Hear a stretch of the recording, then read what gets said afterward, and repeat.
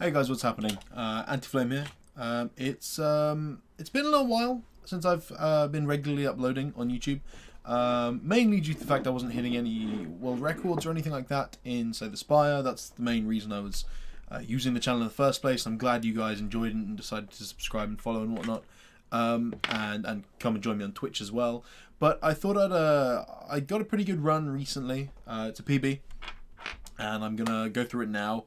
Again, as I've been wont to do, apparently, I didn't record locally, and therefore some of the audio got cut by Twitch. So instead of doing what I've done before, which is just upload and forget about it, and just kind of say, "Oh, sorry, the audio's completely gone," I'm gonna just watch it through with you guys and sort of comment when needed.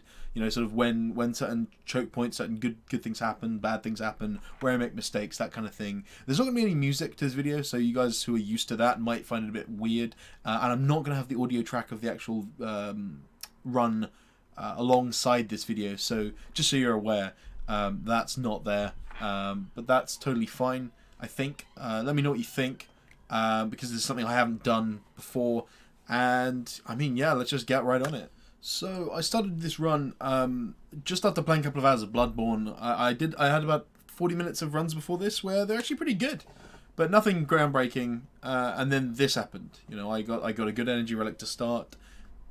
This fight was a bit iffy, but you know, it was still pretty good overall. Like, I teed it up pretty well, so that as long as we got 2 strikes or 2 ways to deal damage, we could have got through that fight, and that was the important part.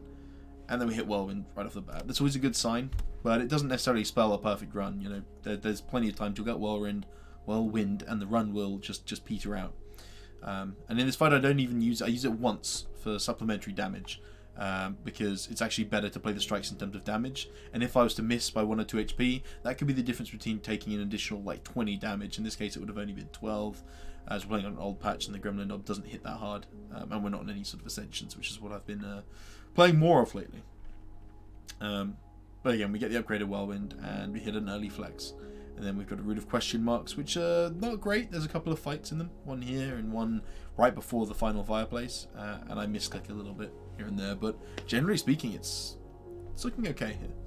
I consider taking Sword Boomerang, but you know, it is what it is. And I remove a defend there, which is standard procedure really, but as you'll see in a little bit, it doesn't make too much of a difference, because we're gonna be Pandora's glitching all the cards out of our deck, and that's what makes a good run. That's what makes a run competitive against the current best times.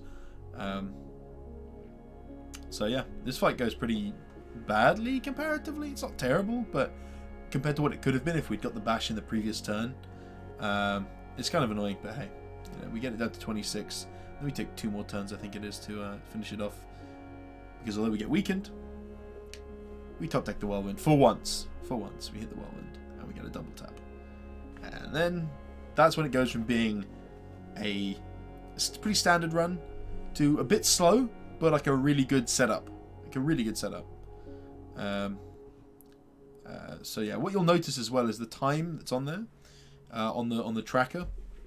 Is a 450, which I actually got a 450, but because of a glitch with OBS, it didn't actually record the screen prior to the start of the game, which essentially means it's not verifiable. I've got it unlisted on YouTube. I'll put a link in the box below in the description. But you know, I have no issues with that. It is unverifiable. But yeah, at this point, the deck pretty much plays itself. We've got a pen nib which helps out from time to time. And just speeding fights up a little bit, and I mean we've got the deck, but at this point we just add flexes. That's all we do from this point out, and that's when we hit Juzu, and things go hyper speed.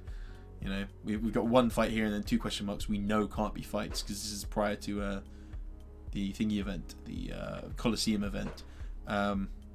Again, I choose not to take another flex here, and this doesn't matter too much, but we do end up with a cursor, which you can remove straight away, alongside picking up Lantern, which is pretty awesome. And at this point, everything's even upgraded. The Sword Boomerang, I only use, I think, this 1 time, but this is where it really pays off. It's much faster than Whirlwind in terms of animation, and there's no harm in adding it to the deck, so when we play it here, They're immediately dead. The whirlwind would have taken a couple of seconds more, and I pass up on that. So this is the one. Another thing that costs us a bit of time is that we get a bad energy relic, or we get no energy relic that's worth taking at the end of Act 2. Because at this point we've got the Pandora's glitch. The only other thing that I would have been really happy to see besides an energy relic would have been a calling bell. Because back in this patch you can glitch it just the same as Pandora's, the one I discovered way back when. And you know, we've got 3 random relics which can speed the game up. Here I delay a little bit. There's a few delays here and there where I'm not quite confident on exactly what to do, but it's totally fine. And here I didn't actually see the roots clearly above because they were pretty bad, or they looked pretty bad, but it turns out the route I take, I believe, is the best one. But there's just lots of little time-saving things I could have done here or there. You know, the routes that I take are largely taken because of their, you know, as many question marks as possible, or non-fights. But you're almost guaranteed to have 2 or 3 fights on a floor. And in this case, we just end up having to fight more, which kind of sucks. But it's not the worst thing. It took 2 turns. It cost us a bit of time, but you know, we just then carry on going, getting the final flex. We have a 6-card deck. We could have actually had an additional card in, but amazingly, this fight is a 1-turn fight. Exactly. The potion that we do that deals 10 damage makes it so that we deal exactly 240 plus 10 to kill Decandono in turn 1. Without it, that would have been an over 5-minute run. But that's sometimes what it takes. You know, this run was pretty good. There was no Necro, for one. That's a pretty big deal. Necro, you know, overcharges a run to crazy levels. It's better than double tap because, you know, it doesn't cost you anything. It just ticks twice, and thanks to a glitch found by Killer,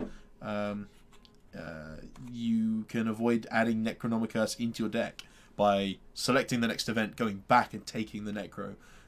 In this one, it might not actually be possible because we're on an old enough patch that you can't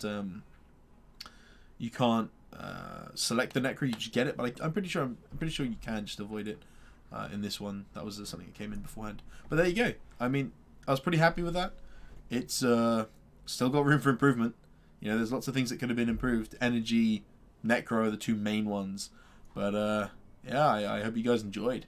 I'm going to be playing more Spy this weekend. Maybe some Ascensions, maybe some defect speedruns. So if you're interested, come in and stop by on Twitch. And you can find other ways to contact me, get in touch in the description below. You know, you've got Twitch, you've got Discord, and I have a Twitter account that's not particularly active, but hey, that's me. So until next time, guys, peace out.